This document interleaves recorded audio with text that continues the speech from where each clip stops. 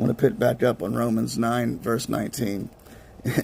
So we just had him saying that, so then he has mercy on whom he desires, and he hardens whom he desires, speaking about God. Verse 19 goes on to say, you will say to me then, why does he still find fault?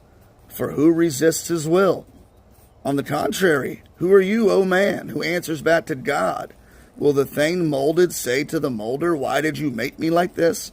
Or does not the potter have the authority over the clay to make from the same lump one vessel for honorable use and another for dishonorable use? And what if his power known, endured with much patience vessels of wrath, having been prepared for destruction, and in order that he might make known the riches of his glory upon the vessels of mercy, with which he prepared beforehand for glory, even us, whom he has called, not from among the Jews, but also from among the Gentiles. He says in Hosea, I will call those who were not my people, and her who was not beloved, beloved.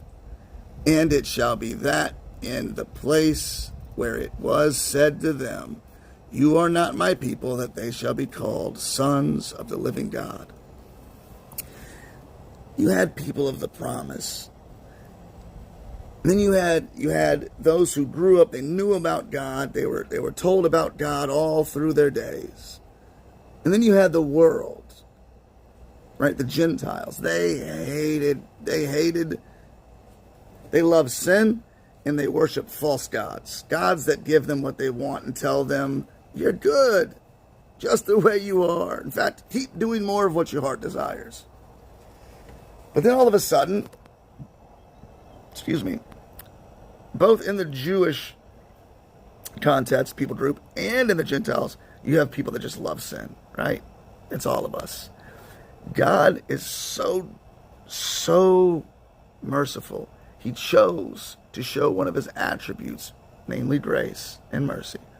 That he chose to take some out of their sinful death and bring them to life by giving them a new heart.